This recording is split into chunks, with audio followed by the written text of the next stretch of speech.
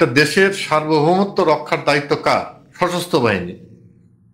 তিনি বলছে হুমকির সম্মুখীন। আমি সশস্ত্র বাহিনীতে বাংলাদেশে হুমকি না তো, বিভিন্ন বাংলাদেশের দেশে এই কাজটা সার্বভৌমত্ব, করে। আমাদের বাংলাদেশের সেনাবাহিনী সার্বভৌমত্ব নাই। আমাদের বাংলাদেশ সেনাবাহিনী সার্বভৌম বিভিন্ন দেশে শান্তি রক্ষার এই কাজটা করে, না না, নিজের দেশে শান্তি নেই। বাংলাদেশের সার্বভৌমত্ব কোথায় আছে? পাকিস্তানি দখলদার বাহিনীরা, আমরা 71 সালে পরাজিত করেছিলাম, সেই দখলদার বাহিনীরা আবার বাংলাদেশে এ, আজকে আবার জায়গা তৈরি করেছে, আবার আসন গেড়ে বসেছে পাকিস্তানিরা। তা বাংলাদেশের সার্বভৌমত্ব কোথায়? যাদেরকে পরাজিত করেছি, যারা আজ পর্যন্ত পরাজয় স্বীকার করে নেয়নি, যারা আজ পর্যন্ত গণহত্যা চালিয়েছে, তারা আজকে দুঃখ প্রকাশ করেনি। যে জামাত হানাদার বাহিনীকে সমর্থন দিয়েছিল, সেই জামাতকে নিয়ে তিনি আজকে সভা করছেন, মিটিং করছেন, আবার বলছেন যে তোমরা নিজেদের মধ্যে হানাহানি করো না। মানে আমি আশ্চর্য হয়ে যাই যে বিচিত্র সেলুকাস, বাংলাদেশের নিরাপত্তা কার হাতে দিয়েছি আমরা? কোথায় বাংলাদেশের নিরাপত্তা? কোথায় বাংলাদেশের নিরাপত্তা? বাংলাদেশের কোটি কোটি মানুষ আজকে আল্লাহর কাছে, ভগবানের কাছে, সৃষ্টিকর্তার কাছে প্রার্থনা করতেছে এই রমজান মাসে যে আমরা শেখ হাসিনার 15 বছরের দেশ শাসনের আমলে আমরা কি পরিমাণ নিরাপদ ছিলাম। বাংলাদেশের সব থেকে বড় প্রশ্ন হচ্ছে এখন নিরাপদ এবং শৃঙ্খলা। বাংলাদেশ নিরাপদ নাই, বাংলাদেশে কোনো শৃঙ্খলা নাই। বাংলাদেশের 15 বছরে বাংলার মানুষকে শৃঙ্খলার মধ্যে রেখেছিলেন, নিরাপদ রেখেছিলেন দেশরত্ন শেখ হাসিনা। আজকে মানুষ তার কথা আজকে কিভাবে আত্মনাদ করতেছে শেখ হাসিনার জন্য, যে একটা নেতৃত্ব কত বড় বিষয়। হাজার বছরের বাংলাদেশের এই এই এই ভূমিকে স্বাধীনতা দেওয়ার জন্য, অধিকার প্রতিষ্ঠার জন্য আমাদের হাজার বছর ধরে অনেকই লড়াই সংগ্রাম জীবন চলেছে, কিন্তু কেউ পারেনি। বঙ্গবন্ধুর মতো একটা নেতৃত্ব পেয়েছিলাম বলেই আমরা একটা স্বাধীন সার্বভৌমত্ব দেশ পেয়েছিলাম। আমি বলি যে দেশরত্ন শেখ হাসিনার মতো একটা নেতৃত্ব পেয়েছিলাম বলে আমরা দারিদ্রকে জয় করেছি। আমরা মধ্যম আয়ের দেশ থেকে, উন্নয়নশীল দেশ থেকে উন্নত দেশের দিকে এগিয়ে যাচ্ছিলাম। এবং যেই কথাটা বলছিলাম যে শৃঙ্খলা এবং নিরাপদ, এই জায়গাটাতে আমরা ছিলাম। আমরা খাদ্যে নিরাপদ ছিলাম, আমরা শিক্ষায় নিরাপদ ছিলাম, আমরা আমাদের যে মৌলিক যে একটা ফান্ডামেন্টাল রাইট যেটা বলা হয় অন্ন বস্ত্র বাসস্থান চিকিৎসা বাসস্থান, এই যে কথাগুলো, শিক্ষা, এইটা তো আমরা আমরা পেয়েছিলাম। আজকে কোথায় শিক্ষা? কোথায়? আজকে ভিসি প্রো ভিসির মধ্যে যুদ্ধ হচ্ছে। আজকে শিক্ষা প্রতিষ্ঠানগুলোর সাংবিধানিক পদগুলো দখল করে নেওয়া হচ্ছে। আজকে কোথাও কোনো শিক্ষা নাই, কোথাও কোনো শিক্ষা নাই। আজকে শিক্ষা ব্যবস্থা ভেঙে গেছে, স্বাস্থ্য ব্যবস্থা ভেঙে পড়েছে, খাদ্যের নিরাপত্তা নাই। আশ্রয়ন প্রকল্পের মধ্য দিয়ে দেশরত্ন শেখ হাসিনা বলেছিল একজন মানুষও গৃহহীন থাকবে না, ভূমিহীন থাকবে না। আজকে তাদেরকে ভূমিহীন করা হচ্ছে, তাদেরকে গৃহহীন করা হচ্ছে। 15 বছরে এত কিছু, আপনাদের এত কার্যক্রম, এত অর্জন, এত দাপট, না কিভাবে ভেঙে পড়লো সব? না, ভেঙে পড়েনি। আমাদের এই অর্জনের উপরেই বাংলাদেশ এখন পর্যন্ত দাঁড়িয়ে আছে। শেখ হাসিনা যে অর্জন করেছে সেটার উপরে দাঁড়িয়ে আছে, সেটার উপরেই দাঁড়িয়ে আছে। যে অর্থনীতি রেখে গেছে সেই অর্থনীতির উপর দাঁড়িয়ে আছে। যে যোগাযোগ ব্যবস্থা, যে ডিজিটাল প্ল্যাটফর্ম, যে খাদ্য নিরাপত্তা, যে চিকিৎসা, যে শিক্ষা, বাংলাদেশে বাড়ি ভাই আপনি বলেন বাংলাদেশে বিশ্ববিদ্যালয় কয়টি ছিল 2009 সালে?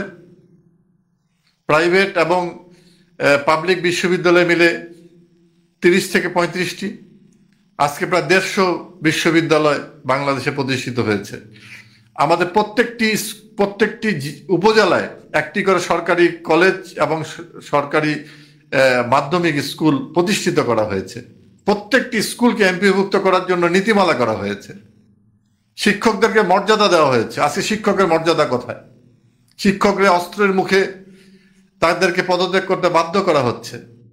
আজকে শিক্ষকরা ছাত্রদের পা ধরে তার কান্নাকাটি আমরা চিত্র দেখতে পাচ্ছি।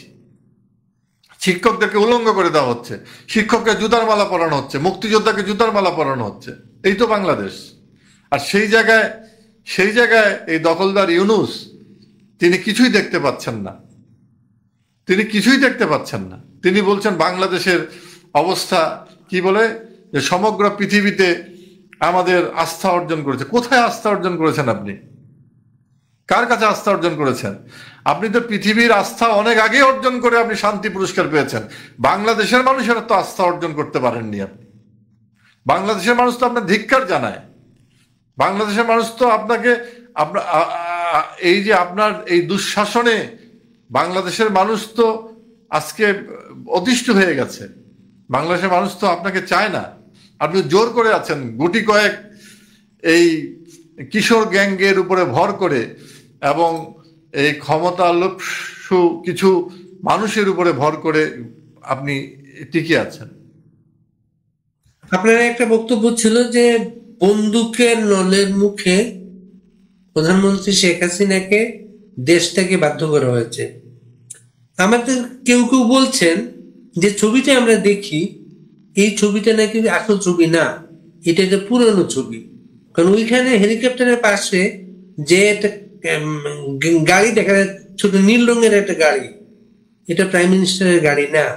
ওইখান থেকে একজন ভদ্রমহিলা বেরিয়ে আসছেন দেখা যায়। কিন্তু আমরা জানি শেখ হাসিনা শেখ রেহানা দুজন গেছেন একসাথে, একজনকে দেখা যায়, দুজনকে দেখা যায় না। এটা নিয়ে আর কোনো তথ্য আছে আপনাদের? এই চিত্র তো প্রকাশ করা হয়েছে, এই ভিডিও চিত্র প্রকাশ করা হয়েছে সমগ্র দেশে লুট করার জন্য, সমগ্র দেশের আওয়ামী লীগ নেতাকর্মীদের স্থাপনা ধ্বংস করার জন্য, লুট করার জন্য, হত্যা করার জন্য। মানে শেখ হাসিনা পালিয়ে গেছে, এখন তোমরা দেশকে তোমরা যা ইচ্ছা তাই করো, যা কিছু লুট করো, লুটতারাজ করো, অগ্নিসংযোগ করো, ধ্বংস করো। এই তো কথা, এই তো কথা। আপনি দেখেন 32 নম্বরে মানে একটা সরকার যারা বলছে যে আমরা সরকারে আছি, সেখানে ঘোষণা দিয়ে 32 নম্বর ভাঙার জন্য সেখানে গুটি কয়েক, হয়তো 100-150 ছিল সাংবাদিক, গণমাধ্যমের প্রায় 200 জন ছিল। পরবর্তী আমরা দেখলাম প্রায় 300 জনের মতো আর্মি আসলো, সে আর্মিরা ভিতরে ঢুকলো, বেরিয়ে গেল। এই তো অবস্থা। ওই মানে টোটালি একটা নাটক সাজানো হলো।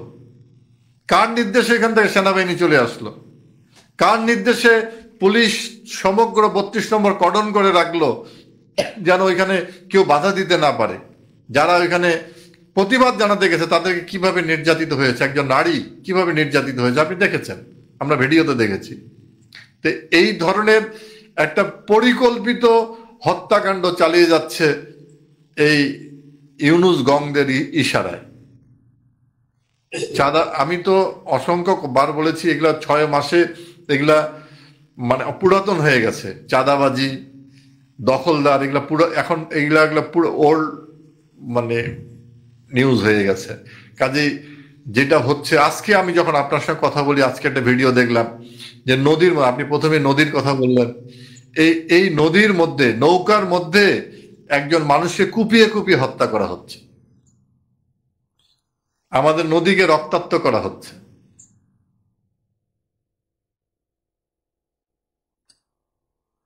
খালেদ ভাই, আপনারা নানা মিডিয়া নানা রকম খবর আসছে আওয়ামী লীগ কিভাবে ঘুরে দাঁড়াবে, আওয়ামী লীগকে প্রতিরোধটা। একটা তথ্য গতকাল থেকে আছে, সার্জিস আলম আপনাদের ছাত্রলীগের ছাত্র শিবিরের যারা আত্মগোপন করেছিল তাদের একজন সার্জিস আলম, সেই সার্জিস আলম নতুন দলটার একজন নেতা। সে বলেছে শেখ হাসিনার ফাঁসি না হওয়া পর্যন্ত নির্বাচনের কথা কেউ মুখে আনতে পারবে না। এটার উত্তর কি আপনি আমার কাছে নিবেন নাকি দখলদার ইউনুসের কাছে নিবেন? এটা আপনাদের প্রতিক্রিয়া না, এটা তো তাদের, তাকে তারা দয়া করছে, তারা যেন যে একজন বাংলাদেশে যে কোনো আইনের শাসন নাই, এই শব্দ উচ্চারণের মধ্য দিয়ে প্রমাণিত হয়ে যায় যে মানে আদালতের বিচারণাধীন বিচার কার্য সম্পাদন হওয়ার আগেই একজন ফাঁসি দাবি করছেন, মানে ফাঁসির জাজমেন্ট দিয়ে দিচ্ছেন। এবং যেখানে আপনার এই দখলদার ইউনুস পর্যন্ত বলছেন এই ধরনের কথাবার্তা, সেখানে তো তার কিশোর গ্যাংরা এই ধরনের কথাবার্তা বলবেই। এই কিশোর গ্যাংরা হচ্ছে তার চালিকা শক্তি। তিনি বলেছেন যে এই কিশোর গ্যাং আমাকে ক্ষমতায় বসিয়েছে, তার কথার বাইরে আমি যেতে পারবো না। তো দেশে তো এর মধ্য দিয়েই সমগ্র বাড়ি ভাই, আপনি একজন প্রতিনিধি সাংবাদিক, আমি মনে করি যে এই শব্দ উচ্চারণের মধ্য দিয়ে সমগ্র মানব জাতিকে তো একটা মেসেজ দেওয়া যায় যে বাংলাদেশে কি কি ধরনের শাসন ব্যবস্থা এখন পরিচালিত হচ্ছে। আপনি দেখেন, ইউনূস সাহেব তিনি ক্ষমতা দখল করে কিন্তু বাংলার মানুষের কথা চিন্তা না করে সে নিজের চিন্তা করলেন। তার যত কিছু যে মামলাগুলো তিনি রাতারাতি তিনি সব প্রত্যাহার করে নিয়ে, এবং তার বিরুদ্ধে যে আয়কর ফাঁকির যে মামলা হয়েছে সেগুলো তিনি প্রত্যাহার করে নিয়ে তিনি কিন্তু খালাস। আপনার বিরুদ্ধে কতটা মামলা?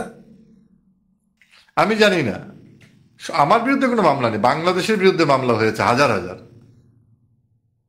আমার বিরুদ্ধে মামলা দিয়েছে কিনা জানি না, আমি এই মামলার গুরুত্ব আমার কাছে নাই। কিন্তু বাংলাদেশকে একটা বড় ধরনের মামলার জালে আবদ্ধ করে ফেলা হয়েছে। এই এই এই বাংলাদেশ এখনো দেশ নয়, বাংলাদেশ একটি কারাগারে পরিণত করা হয়েছে। আইন উপদেষ্টা বলেছেন এই মার্চে আজকে 5 তারিখ, এই মার্চের মধ্যে শেখ হাসিনার বিচার শুরু হবে এবং অক্টোবর নাগাদ বিচার শেষ হয়ে যাবে। ওনারা তো শেখ হাসিনাকে ভয় পান, দেশরত্ন শেখ হাসিনাকে ভয় পান কেন?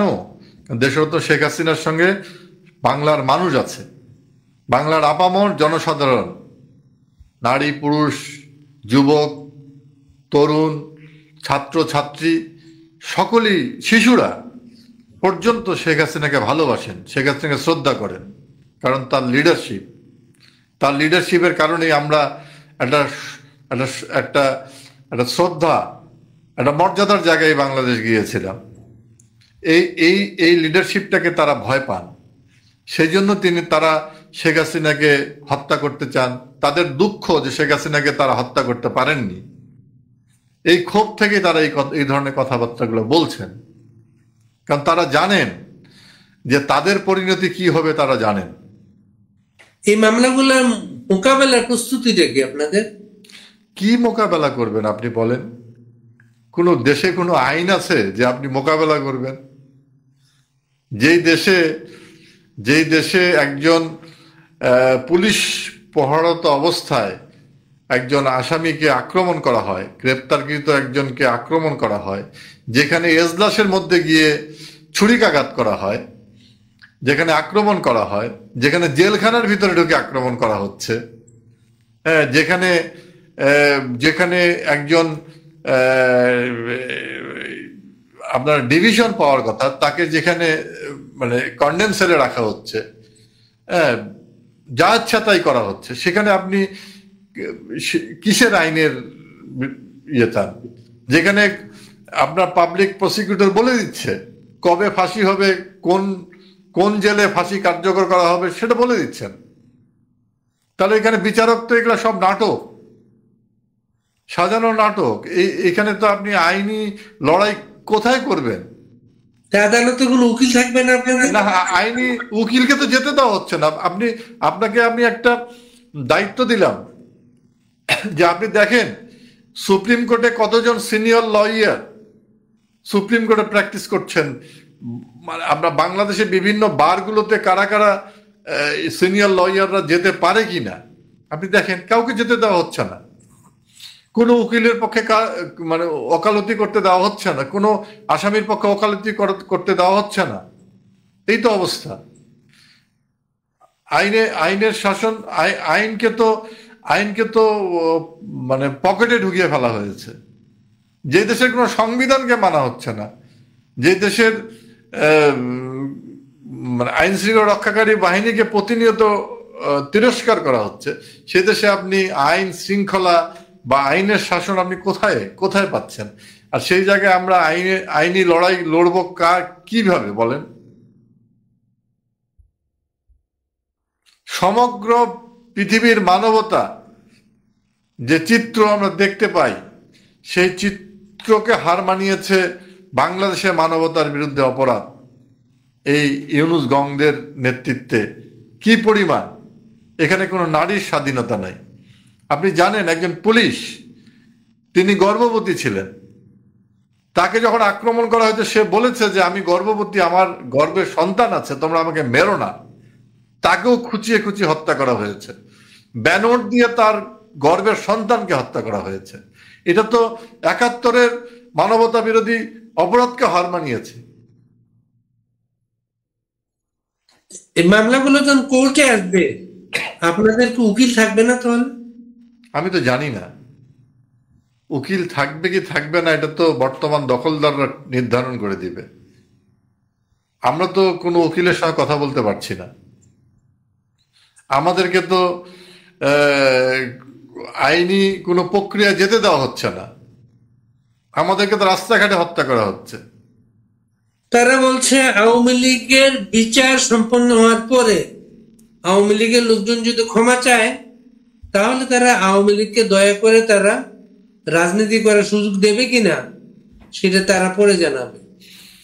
এরা তো দখলদারদের আওয়ামী লীগের দয়ার পাত্র। দখলদারদের কথা। আওয়ামী লীগের জন্ম হয়েছে পাকিস্তানি শাসকদের বিরুদ্ধে। যখন আমার ভাষার উপরে আক্রমণ হয়েছে, যখন আমার সংস্কৃতির উপরে আক্রমণ হয়েছে, তখনই আওয়ামী লীগ সৃষ্টি হয়েছে 49 সালের 23শে জুন। সেখান থেকে 23 বছরের লড়াই সংগ্রামে আওয়ামী লীগের নেতৃত্বে বাংলাদেশ নামক দেশ সৃষ্টি হয়েছে জাতির পিতা বঙ্গবন্ধু শেখ মুজিবুর রহমানের নেতৃত্বে। এই ৭৫ বছরের ইতিহাসের এই গৌরবমণ্ডিত এই বাংলাদেশ আওয়ামী লীগ এবং তাদের কথায় তাদের করুণা নিয়ে চলবে, এটা হাস্যকর একটি ব্যাপার। আওয়ামী লীগকে দাবায় রাখার ক্ষমতা এই কিশোর গ্যাংদের আছে। ডক্টর ইউনূস একবার দল গঠন করেছিল, দল গঠন করে তিনি যখন সর্বস্ব হারিয়ে ফেলেছিলেন, তখন তিনি বলেছিলেন আমি মাপ চাই, ন্যাড়া বেলতলায় একবারই যায়। কিন্তু সেই ন্যাড়া কিন্তু আবার বেলতলায় এসেছেন। আমি জানি না এর পরিণতি কি হবে। আপনারা কবে ফিরবেন দেশে? কিভাবে ফিরবেন? কোন প্রক্রিয়া ঠিক হয়েছে? একই কথা 1971 সালে আমাদের পূর্বসূরিদের শুনেছিলাম যে কবে স্বাধীন বাংলাদেশে পা রাখব, কবে বাংলাদেশের স্বাধীন পতাকা উড়বে। হ্যাঁ, সেটা সময় বলে দিবে। তবে যা পরিস্থিতি তৈরি হয়েছে বাংলাদেশে, সেই দিন আর বেশি দিন নয়, বেশি দূরে নয়, যেদিনকে বাংলাদেশে আবার এই খামচে ধরা আমার জাতীয় পতাকাকে উদ্ধার করার জন্য বাংলাদেশের মানুষ একত্রিত হবে এবং বাংলাদেশ এই নব্য রাজাকার আলবদর আল শামসদেরকে পরাজিত করবে এবং বাংলাদেশ মুক্তিযুদ্ধের চেতনায় আবার উদ্ভাসিত হবে। নির্বাচন যদি করতে দেয়া না হয়, আওয়ামী লীগকে যদি নিবন্ধন বাতিল করা হয়, কি প্রক্রিয়া হতে পারে আপনাদের? নির্বাচন তো পরের কথা, আগে এই অবৈধ সরকারকে চলে যেতে হবে। বৈধ যে সরকার আছে সেই সরকার পুনঃস্থাপিত হবে। এই অবৈধ সরকারের কিসের নির্বাচন? অবৈধ সরকারের এই সিদ্ধান্ত বাংলাদেশের মানুষ মানে না। এটা তো জোর করে অস্ত্রের মুখে তারা তো দেশ দখল করে আছে, তাদের কোনো সিদ্ধান্তই বাংলাদেশে বাস্তবায়িত হবে না। বৈধ সরকার পুনঃপ্রতিষ্ঠিত হতে হবে মানে কি আওয়ামী লীগ সরকার? ডেফিনেটলি বাংলাদেশের বৈধ সরকার প্রধান এখনো দেশরত্ন শেখ হাসিনা। সাংবিধানিকভাবে তিনি বৈধ প্রধানমন্ত্রী, আজকে দখল করে রাখা হয়েছে। তিনি ইলেক্টেড প্রধানমন্ত্রী, একটা ইলেক্টেড গভর্নমেন্ট দেশ পরিচালনা করছিল। কিভাবে দখল করা হয়েছে আপনি দেখেন, কিভাবে দখল করা হয়েছে। ওই যে বলা হয়েছিল তিনি আমেরিকার তার যে অভিভাবক আছেন ক্লিন্টন ফাউন্ডেশন, সেই প্ল্যাটফর্মে দাঁড়িয়ে তিনি বলেছেন না মেটিকুলাসলি প্রি প্ল্যান। তো সেই প্রি প্ল্যান অনুযায়ী করা হয়েছে। এত সহজ নয়। আমাদের দেশে একটা কথা আছে যে চোরের 10 দিন গৃহস্থের 1 দিন। ওই একদিনের জন্যই আমরা অপেক্ষা করে আছি।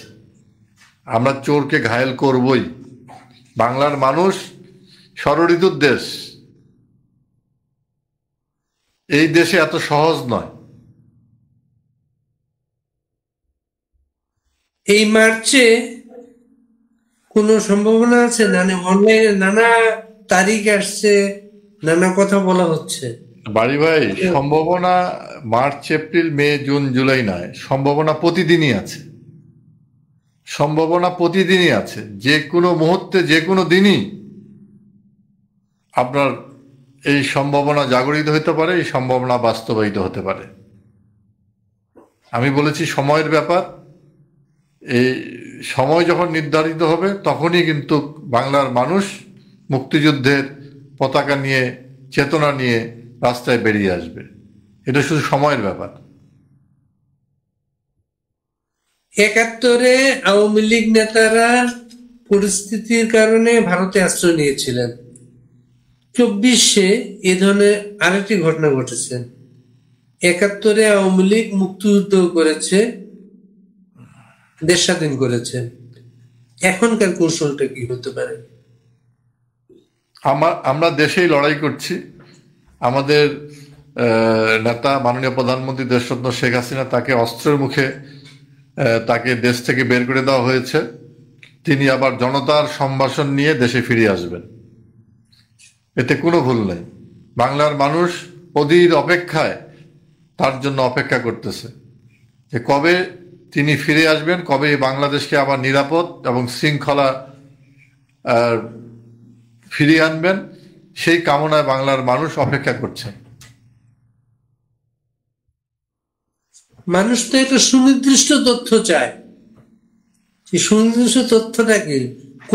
আপনার কর্মীরা নতুন কোনো একটা কথা শুনতে চায় না। আমাদের বাংলাদেশ আওয়ামী লীগের নেতা কর্মীরা, আমি সবসময় বলি, নেতা কর্মী, সমর্থক, ভোটার, তারা সকলেই সচেতন। যে মানুষটি নৌকায় ভোট দেয়, যে ভোটারটি, তিনি কিন্তু বিশ্বাস করেন যে এই নৌকায় ভোট দিচ্ছি মানে আমি নিরাপদ থাকব। যেই কর্মীটা এই বাংলাদেশ আওয়ামী লীগের জন্য কাজ করেন, তিনি জানেন যে এই বাংলাদেশ আওয়ামী লীগের জন্য কাজ করছি, বাংলাদেশ নিরাপদ থাকবে। এবং বাংলাদেশ আওয়ামী লীগের নেতারা সেইভাবেই কাজ করেন বাংলাদেশকে নিরাপদ রাখার জন্য। আমরা কিন্তু সেটা প্রমাণ করেছি। এই বাংলাদেশে, এই ভূখণ্ডের যত কিছু অর্জন গত 75 বছরে সব আওয়ামী লীগের হাত ধরেই হয়েছে। অন্য কোনো দল এখানে কিন্তু কোনো ভূমিকা, সব জায়গায় আওয়ামী লীগ নেতৃত্ব দিয়েছে, আওয়ামী লীগের নেতৃত্বেই হয়েছে। কাজেই আমাদের কর্মীদেরকে কোনো অনুপ্রেরণা, কোনো সাহস দেওয়ার প্রয়োজন নাই। আমাদের প্রত্যেকটি নেতা কর্মী, সমর্থক, ভোটার সাহসী আছে, তারা সচেতন আছে, কখন কি করতে হবে তারা জানে। আওয়ামী লীগ নেতা নির্ভর দল নয়, আওয়ামী লীগ কর্মী নির্ভর, সমর্থক, ভোটার নির্ভর দল। কাজে আওয়ামী লীগকে কোনো পথ দেখাতে হবে না। আওয়ামী লীগের নেতা কর্মী, সমর্থক, ভোটাররা তারা পথ তৈরি করে এবং সেই পথ ধরেই বাংলাদেশ এগিয়ে যাবে। কোভিডের সময় বাংলাদেশে এবং সারা পৃথিবীতে নতুন একটা ধারা তৈরি হয়েছিল, অনলাইনে কথা বলা, জুমে কথা বলা, জুমে বৈঠক করা।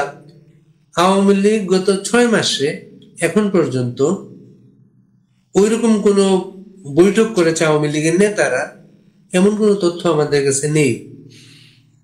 না, এটা আপনার কাছে তথ্যটা না থাকাটাই স্বাভাবিক। কারণটা হচ্ছে যে এই তথ্য যদি আপনার কাছে থাকে তাহলে আমাদের নেতা কর্মীরা আরো বেশি বিপদগ্রস্ত হবে। তবে আমাদের সমগ্র বাংলাদেশের নেতাকর্মী, শুধু আওয়ামী লীগের নেতাকর্মী সমর্থকদের মধ্যে না, সমগ্র বাংলাদেশের মানুষের সঙ্গে আমাদের যোগাযোগ আছে, প্রতিনিয়ত যোগাযোগ হচ্ছে। আমি আজকে আপনার সঙ্গে এই কয়েক মিনিটের বসার মধ্যে আমি অনেকগুলো আজকের খবর দিয়েছি। আমাদের কাছে এই ধরনের তথ্য আছে বলেই তো, যোগাযোগ আছে বলেই তথ্যগুলো আপনাকে দিতে পারলাম। তো কাজেই আমাদের যোগাযোগ আছে, বাংলাদেশের আওয়ামী লীগের সঙ্গে একমাত্র মানুষের সম্পর্ক আছে, অন্য কারো নয়। কারণ আওয়ামী লীগ তো ক্যান্টনমেন্ট থেকে জন্ম নেয়নি, আওয়ামী লীগ তো কোনো সরকারের পৃষ্ঠপোষকতায় জন্ম নেয়নি। আওয়ামী লীগ জন্ম নিয়ে দিয়েছে এই দেশের মাটি, মানুষ, সংস্কৃতি, এই দেশের চেতনা কে লালন করে বাংলাদেশ আওয়ামী লীগ জন্ম হয়েছে। কাজে আওয়ামী লীগের সঙ্গে নেতা কর্মীদের তো যোগাযোগ আছেই, সাধারণ মানুষেরও যোগাযোগ আছে। হাজার হাজার নেতা কর্মী অসহায় অবস্থায়, তাদের হাজার না লক্ষ লক্ষ নেতা কর্মী অসহায় অবস্থায়, তাদের পড়াশোনা বন্ধ হয়ে গেছে, তাদের চাকরি হারিয়েছে, জীবিকা হারিয়েছে, তারা কোনো দিশা পাচ্ছে না অর্থনৈতিকভাবে। তাদের জন্য কোনো সেল, কোনো ধরনের কার্যক্রম সম্পর্কে আমরা কি জানতে পারি? আপনি ঠিকই বলেছেন, আমাদের প্রচুর হাজার হাজার সরকারি কর্মকর্তা থেকে বিভিন্ন পর্যায়ে চাকরিচ্যুত হয়েছে, লক্ষ লক্ষ ছাত্র তার শিক্ষা জীবন থেকে বঞ্চিত হয়েছে, এবং ব্যবসা বাণিজ্য থেকে আরম্ভ করে স্বাভাবিক জীবনযাপন, আপনি প্রায় 50 ভাগের উপরে মানুষ আজকে বিপর্যস্ত। আপনি বলেন 50 ভাগের মতো মানুষ যখন বিপর্যস্ত থাকে একটি দেশের, সেখানে সেই দেশ কি এগিয়ে যেতে পারে? সে দেশ এগিয়ে যেতে পারে না, সে দেশ এগুতে পারে না। এবং এই এই এই এই যে এগুতে পারবে না, এই কাজটি করছেন বর্তমান দখলদার বাহিনী। এই বাংলাদেশ যেন ব্যর্থ হয়ে যায়, এই বাংলাদেশ যেন স্বাধীনতার যে সুখটা দেশরত্ন শেখ হাসিনার নেতৃত্বে বাংলাদেশের মানুষ পাওয়া শুরু করেছিল, এই সুখটা যেন চিরবঞ্চিত হয়, বাংলাদেশের স্বাধীনতা যেন ব্যর্থ হয়, বাংলাদেশের যেন আবার পাকিস্তানি ভাবধারা এখানে চালু হয়, বাংলাদেশে যেন সন্ত্রাসবাদ চালু হয়। আমরা বলেছিলাম এই দেশকে আফগানিস্তান, পাকিস্তানের মতো একটি ব্যর্থ, সিরিয়া, লিবিয়ার মতো বানাতে চাই, আমরা বলেছিলাম। আজকে আমাদের কথাগুলো সত্য হয়েছে। আজকে এই দখলদার ইউনূস বাংলাদেশকে সেই ব্যর্থতার জায়গায় নিয়ে যাওয়ার জন্য সর্বাত্মক এই 50 ভাগ জনগোষ্ঠীকে আজকে বিপদগ্রস্ত করতেছে। ইনশাল্লাহ এই 50 ভাগ জনগোষ্ঠী তারা যখন নিজেকে সামলে উঠে একত্রিত হবে, তখন এই বাংলাদেশ আবার পূর্বের অবস্থায় ফিরে যাবে। কারণ আওয়ামী লীগ কখনো প্রতিশোধের রাজনীতি করে না। যখনই ক্ষমতায়, আমরা 96 সালে ক্ষমতায় আসার পরে আমরা সাধারণ যে আইন অনুযায়ী অপরাধীকে শাস্তির ব্যবস্থা করেছিলাম। আমরা কিন্তু স্পেশাল ট্রাইব্যুনাল করি নাই। জাতির কিন্তু দাবি ছিল স্পেশাল ট্রাইব্যুনাল করে বঙ্গবন্ধুর হত্যাকারীদেরকে বিচার করা। আমরা কিন্তু সেই প্রতিশোধের জায়গায় যাইনি। আমরা কিন্তু 71-এ মানবতার বিরুদ্ধে যারা অপরাধ করেছে তাদেরকে কিন্তু আমরা আইনি প্রোটেকশন দিয়েছি। তারা আইনজীবী নিয়োগ করার সুযোগ পেয়েছে, তারা হাইকোর্ট, সুপ্রিম কোর্টে যাওয়ার সুযোগ পেয়েছে, রিভিউ করার সুযোগ পেয়েছে। আজকে আমরা সব ধরনের আইনি সুযোগ সুবিধা দেওয়া হয়েছে, সামাজিক সুবিধা দেওয়া হয়েছে, রাজনৈতিক সুবিধা দেওয়া হয়েছে, কিন্তু তারা কিন্তু আজকে সেই যে পথগুলো বন্ধ করে দিয়েছে। একটাই কারণ বাংলাদেশ যেন অন্ধকারের দিকে তলিয়ে যায়, বাংলাদেশ যেন এগুতে না পারে। কারণ আপনি 50 ভাগ জনগোষ্ঠীকে যদি আপনি অন্ধকারে রেখে একটা দেশকে কখনো আলোর দিকে নেওয়া যায় না। শেখ হাসিনা ছিলেন আলোর দিশারি, দখলদার ইউনূস হচ্ছেন অন্ধকারের প্রেতাত্মা। এতদিন আমরা সবাই দেখলাম আওয়ামী লীগের নেতা কর্মী মন্ত্রীদের বাড়িতে হামলা হচ্ছে, আগুন দিয়ে পুড়িয়ে দেওয়া হচ্ছে। গতকাল আমরা হঠাৎ অন্য একটা দৃশ্য দেখলাম, আওয়ামী লীগের একজন সাবেক এমপি, তার বাড়িতে আইন শৃঙ্খলা রক্ষাকারী বাহিনী না কিছু লোকজন গিয়ে তল্লাশি করলো এবং লুটপাট করলো, সবকিছু নিয়ে গেল। এগুলো প্রতিরোধ কিভাবে সম্ভব? না, এটা তো প্রতিরোধ সম্ভব না। আপনি সংস্কৃতি দেখেন, সিনেমা বন্ধ হয়ে গেছে, নাটক বন্ধ করে দেওয়া হচ্ছে, আমাদের বাউল গান, লালন সঙ্গীত বন্ধ করে দেওয়া হচ্ছে, বাউল গান বন্ধ করে দেওয়া হচ্ছে, লোকসঙ্গীত বন্ধ করে দেওয়া হচ্ছে, কবি গান বন্ধ করে দেওয়া হচ্ছে। যেই কিছু কিছু এই সংস্কৃতি অঙ্গনে কিছু মানুষ যারা এই ক্যাটাগরি মানুষ যারা এই আন্দোলনে বুঝে না বুঝে নেমেছিল, তারা তো আজকে প্রতারিত। কোথায় তারা? এই লাল শক্তি, লাল স্বাধীনতা আজকে বাংলাদেশকে তো অন্ধকার করে দিয়েছে। আজকে তো সকলেই প্রতারিত হয়েছে, যারা ছিল তারা প্রতারিত হয়েছে। আজকে গতকালকেও আমি একজন ফেসবুক স্ট্যাটাসে দেখলাম যে তিনি আন্দোলনে ছিলেন, অথচ তাকে আজকে রাস্তাঘাটে তিরস্কার করা হচ্ছে, এক নারী তাকে বলা হয়েছে। তো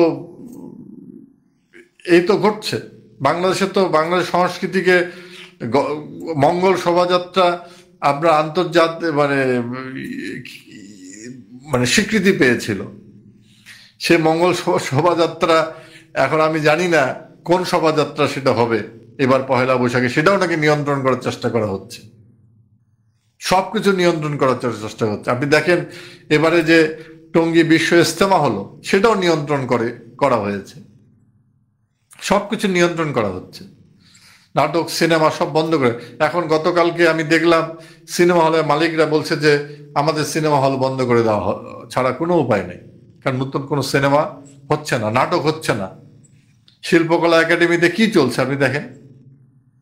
21শে ফেব্রুয়ারি ঢাকা শহরে আহসান মঞ্জিলে কাওয়ালি অনুষ্ঠান হচ্ছে, উর্দু গানের আসর বসানো হয়েছে।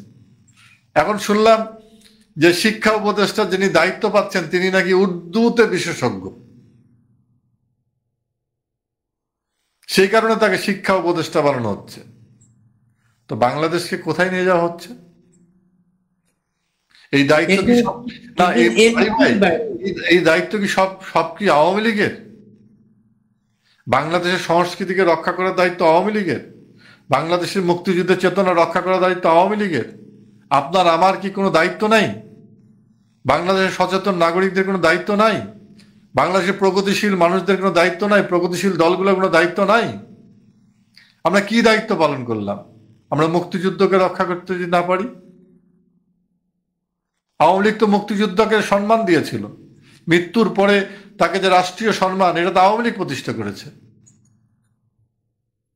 আপনাদের সাবেক গুরুত্বপূর্ণ নেতা এস.টি. ইমাম, তার ছেলে এমপি, তার বাড়িতে আক্রমণ করা হয়েছে। সেখানে আবার পরিচয়, একটি বিশেষ রাজনৈতিক দলের পরিচয় দিয়ে বলেছে আমি অমুক দলের নেতা, এবং সেখানে আইন শৃঙ্খলা রক্ষাকারী বাইরে জানি সেটা মিডিয়ার নেতা কর্মীরা সেখানে লাইভ টেলিকাস্ট করছে, একটা বাড়ি লুট হচ্ছে। বিচিত্র সেলুকাস। এত মিডিয়া তৈরি করলেন আপনারা, সব দেখি উল্টো পথের যাত্রী। না, আমরা তো গণমাধ্যমে একটা বিশাল ক্যানভাস তৈরি করেছিলাম।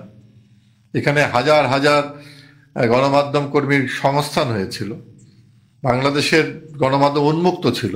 আজকে দেখেন বলা হচ্ছে যে 15 বছর আমাদের গলা চিপে হত্যা করা হয়েছে। আমার খুব হাসি পায়। আমি অসংখ্য এই ধরনের মানুষের সঙ্গে, যারা বলছে যে কথা বলতে পারিনি, অসংখ্য মানুষের সঙ্গে এইরকম টক শোতে আমি কথা বলেছি। তাদের কাছে আমরা শুনছি আজকে যে গলা চিপে রাখা হয়েছে, কথা বলতে দেওয়া হয়নি। এমন একদিন নাই যে অপোজিশন বাংলাদেশের সরকারের সমালোচনা করেনি, এমন কোনো দিন নাই। আমরা যখন 2001 সালে 6 সালে আমরা মাঠে ছিলাম, প্রেস ক্লাব নিষিদ্ধ ছিল, রাজপথ নিষিদ্ধ ছিল মিছিল মিটিং এর জন্য, কিন্তু 15 বছরের রাজপথ উন্মুক্ত ছিল। প্রতিনিয়ত কথা বলেছে। এখন তারা বলছে যে এখন কি কথা বলতে পারছেন আপনি? কোনো সাংবাদিক লিখতে পারে? 30টি সংবাদ মাধ্যম দখল হয়ে গেছে বলতে পারে কেউ?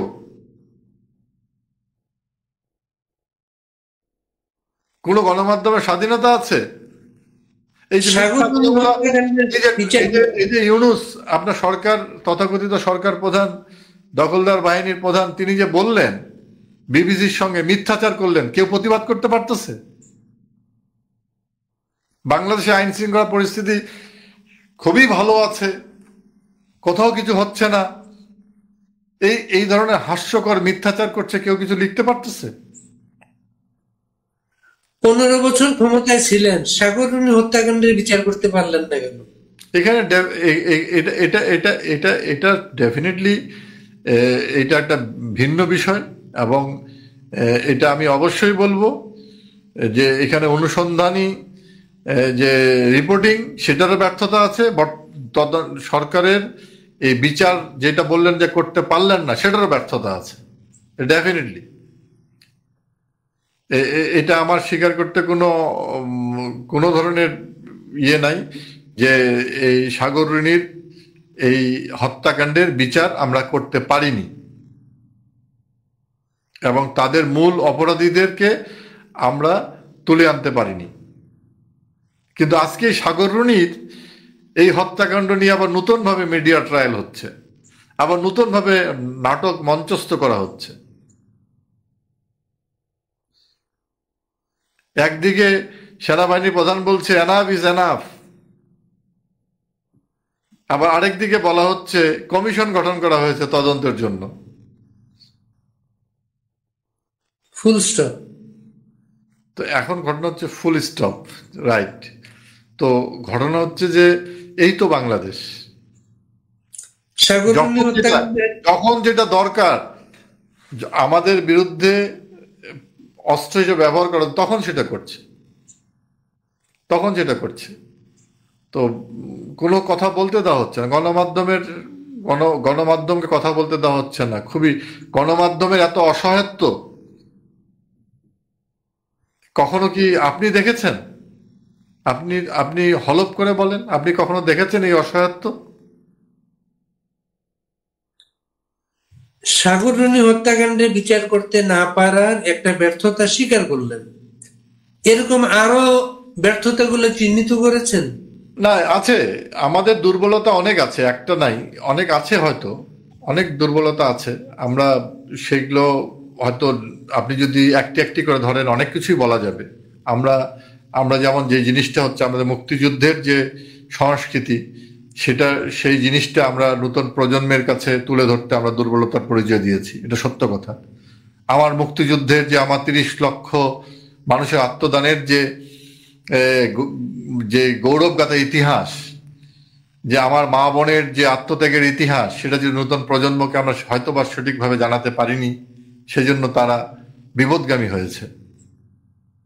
হ্যাঁ, সেই জন্যই তারা আজকে ইনকিলাব জিন্দাবাদ বলছে, যেখানে জয় বাংলা বলার কথা, যেখানে বলার কথা মুক্তিযুদ্ধ আমার চেতনা, মুক্তিযুদ্ধ আমার বিশ্বাস, সেখানে সে বলছে ইনকিলাব জিন্দাবাদ। এটা ডেফিনেটলি আমাদের ব্যর্থতা। আমরা সেই শিক্ষাটা হয়তো তাদের দিতে পারিনি। আমাদের সংস্কৃতি তুলে ধরার দুর্বলতা অবশ্যই আছে, এটা তো স্বীকার করি। তবে সবকিছুর পরেই আপনি এই ঘটনা প্রবাহ হওয়ার জন্য, এই ঘটনা তো বাংলাদেশের মানুষ জড়িত না। এই যে আপনি 5ই আগস্টের ঘটনা, তো এই সকল কারণে তো ঘটনা ঘটেনি। 5ই আগস্টের ঘটনা ঘটেছে বাংলাদেশকে হত্যা করার জন্য। এটার সঙ্গে তো আওয়ামী লীগের ব্যর্থতার কোনো বিষয় নাই।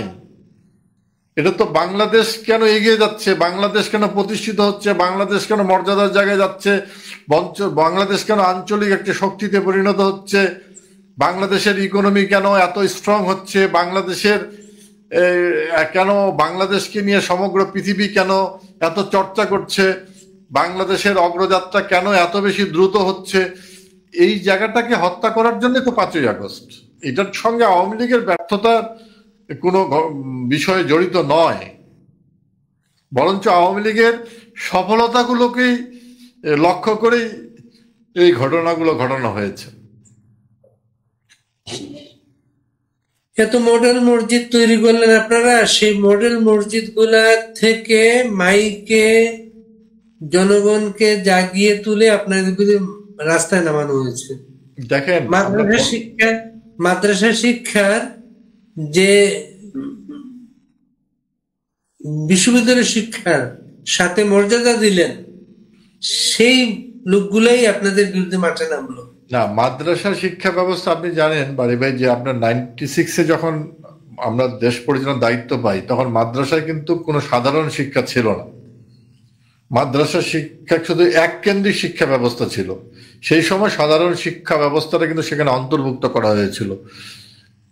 বাংলা, ইংরেজি সহ বিজ্ঞান, ইতিহাস, সাহিত্য চর্চা কিন্তু মাদ্রাসা শিক্ষা অন্তর্ভুক্ত করা হয়েছিল। মাদ্রাসা শিক্ষা ব্যবস্থা আধুনিকরণ করা হয়েছিল। এটা কিন্তু আমরা কোনো রাজনৈতিক ফায়দা লুটার জন্য আওয়ামী লীগ কাজ করে না। আমরা মডেল মসজিদ করেছি কেন? মানুষ যেন প্রকৃত যেন ইসলামটা জানতে পারে, সেখানে কালচারাল সেন্টার থাকবে, ইসলামটাকে জানা দরকার। বঙ্গবন্ধু ইসলামিক ফাউন্ডেশন কেন করেছিলেন? আমরা মুক্তিযুদ্ধের সময় দেখেছিলাম হিন্দু মুসলমানের একটা বিভক্ত করা, যে বাংলাদেশকে মুসলমানের দেশ এই ধরনের যে একটা বিভক্তি, সাম্প্রদায়িক যে বিভক্তি করা হয়েছিল, এই রাজাকার আল বদর আল শামসরা, এই জামাত বা হানাদার বাহিনীরা করেছিল, সেই জায়গা থেকে প্রকৃত ইসলামটাকে জানার জন্যই কিন্তু বঙ্গবন্ধু শেখ মুজিবুর রহমান ইসলামিক ফাউন্ডেশন করেছিলেন, মাদ্রাসা বোর্ড করেছিলেন, স্বীকৃতি দিয়েছিলেন। আমরা সেই পথটাকে আরো এগিয়ে নেওয়ার চেষ্টা করেছি। এখানে তো কোনো আমাদের স্বার্থ সংশ্লিষ্ট বিষয় না। আমরা তো চেয়েছিলাম যে একটা একত্রিত ঐক্যবদ্ধ বাংলাদেশ, বাংলাদেশে এগিয়ে নেয়, বাংলাদেশের চেতনায় মুক্তিযুদ্ধে, যেটার মধ্য দিয়ে আমরা সৃষ্টি হলাম, যে মুক্তিযুদ্ধের মধ্যে দিয়ে বাংলাদেশ সৃষ্টি হলো, ৩০ লক্ষ মানুষের যে আত্মত্যাগ, সেটা আমার চেতনায় থাকবে, আমার বিশ্বাসে থাকবে। আমি একটা দেশপ্রেমিক নাগরিক হিসাবে বড় হব। আমাদের লক্ষ্য তো সেটাই ছিল। আমাদের লক্ষ্য তো এটা ছিল না যে আমরা ছল চাতুরি দিয়ে, চাতুরিতার সঙ্গে আমরা রাষ্ট্র ক্ষমতা রাজনীতি করব, দখল করে রাখবো, এই ধরনের তো অভিলাষ আমাদের ছিল না।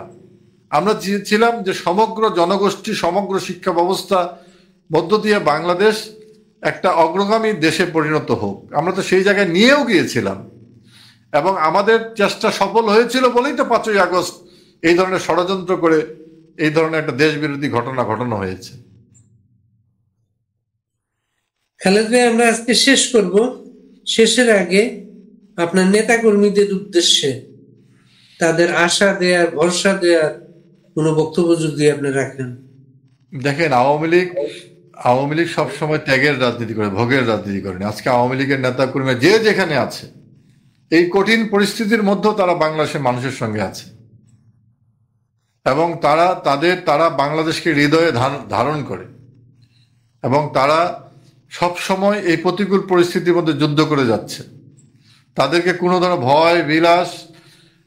ভয়, ভীতি এবং লোভ লালসা দিয়ে আওয়ামী লীগের নেতা কর্মীদের কখনো বশ করা যাবে না। এবং আওয়ামী লীগই এই বাংলাদেশকে আবার মুক্তিযুদ্ধের চেতনায় ফিরিয়ে আনবে। এই যারা ত্যাগী, যারা নির্যাতিত হচ্ছে, যারা নিপীড়িত হচ্ছে, যাদেরকে এইভাবে নির্যাতন করা হচ্ছে, এইটাই তাদের শক্তি। এই নির্যাতন, নিপীড়ন তাদেরকে দেশপ্রেমে আরো বেশি শক্তি যোগাচ্ছে। এবং ইনশাল্লাহ আমরা দেশরত্ন শেখ হাসিনার নেতৃত্বে এই বাংলাদেশকে আমরা মুক্তিযুদ্ধের চেতনায় একটা নিরাপদ, একটা সুশৃঙ্খল বাংলাদেশে রূপান্তরিত করব। আপনাদের কাছে এমন কোন তথ্য আছে আওয়ামী লীগের ভাঙন ধরানোর চেষ্টা চলছে? দেখেন, আওয়ামী লীগের ভাঙন ধরানোর কোনো সুযোগ নাই। আওয়ামী লীগ মুক্তিযুদ্ধের চেতনার রাজনীতি করে, আওয়ামী লীগ অসাম্প্রদায়িক চেতনার রাজনীতি করে, আওয়ামী লীগ বঙ্গবন্ধুর আদর্শকে ধারণ করে। এই জায়গায় ভাঙন ধরানোর কোনো সুযোগ নেই। যারা এই সেকুলার মুক্তিযুদ্ধ বঙ্গবন্ধুর চেতনায় থাকবে, তারা কখনো ভেঙে যাবে না। মরে যাবে, কিন্তু ভেঙে যাবে না। আওয়ামী লীগে যে অনুপ্রবেশ ঘটেছিল, সেটা তো এখন আপনারা বুঝতে পারছেন না। দেখেন, আওয়ামী লীগ তো বৃহৎ একটা রাজনৈতিক দল, মাল্টি ক্লাস অর্গানাইজেশন, বৃহৎ বটবৃক্ষ। এখানে বিভিন্ন ভাবে অনেকেই আশ্রয় নিতে পারে, অনেকে ঢুকতে পারে, সেটা আলাদা জিনিস। আওয়ামী লীগের আদর্শ তো অন্য জিনিস। এই আদর্শ তো ছিনতাই করা যায় না। মুক্তিযুদ্ধের আদর্শ ছিনতাই করা যাবে? বঙ্গবন্ধুর আদর্শ ছিনতাই করা যাবে? অসাম্প্রদায়িক রাজনীতি ছিনতাই করা যাবে? আমাদের রাজনীতি ক্রিস্টাল ক্লিয়ার, আমাদের রাজনীতি একদম পরিষ্কার। আমরা মুক্তিযুদ্ধ, বঙ্গবন্ধু এবং অসাম্প্রদায়িক রাজনীতি করি। এতে কোনো ধরনের আর কোনো কিন্তু ভেজাল নাই। আর নির্ভেজাল রাজনীতি করে আওয়ামী লীগ। আমরা কোনো ছল চাতুরির আশ্রয় নেই না। কাজেই আওয়ামী লীগ বাংলাদেশের মানুষের কাছে পরীক্ষিত একটি রাজনৈতিক দল। যারা নতুন নতুন গজাচ্ছে, তাদেরকে পরীক্ষা দিতে হবে।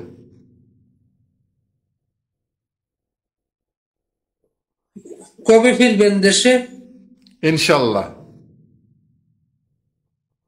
ইনশাল্লাহ, খুব অচিরেই বাংলার মানুষের সঙ্গে আমাদের দেখা হবে। আমাদের পথ চলবো, আমরা মিছিল করব, আমরা দেশকে গড়ে তুলবো, আমরা দেশরত্ন শেখ হাসিনার নেতৃত্বে।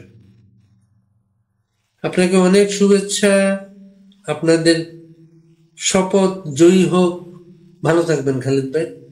জি, আপনিও ভালো থাকবেন। জয় বাংলা।